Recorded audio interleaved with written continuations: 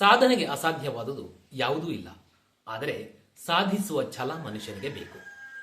ತಾನು ಹಿಡಿದ ಕಾರ್ಯದಲ್ಲಿ ದೃಢವಾದ ನಂಬಿಕೆ, ಅಚಲವಾದ ಮನಸ್ಸು, ಸತತ ಪ್ರಯತ್ನದಿಂದ ಮನುಷ್ಯ ಗುರಿ ಮುಟ್ಟಬಲ್ಲ. ನಿಮಗೊಂದು ವಿಷಯ ಗೊತ್ತಾ ಸ್ನೇಹಿತರೆ? ಜಗತ್ತಿನ ಅತಿ ದೊಡ್ಡ ಟೆಕ್ ಕಂಪನಿ ಒಂದು ಸಣ್ಣ ಗ್ಯಾರೇಜಿನಲ್ಲಿ ಆರಂಭವಾಯಿತು. 1976ರಲ್ಲಿ ಸ್ಟೀವ್ ಜಾಬ್ಸ್, ಸ್ಟೀವ್ ವೋಜ್ನಿಯಾಕ್ ಮತ್ತು ರೊನಾಲ್ಡ್ ವೇನ್ ಅವರು ಕ್ಯಾಲಿಫೋರ್ನಿಯಾದ ಒಂದು ಚಿಕ್ಕ ಗ್ಯಾರೇಜಿನಲ್ಲಿ ಮೊದಲ ಕಂಪ್ಯೂಟರ್ ನಿರ್ಮಿಸಿದರು. ಅವರು ಮಾಡಿದ ಆಪಲ್ ಐ ಎಂಬ ಕಂಪ್ಯೂಟರನ್ನು ಕೇವಲ $666ಕ್ಕೆ ಮಾರಾಟ ಮಾಡಿದರು.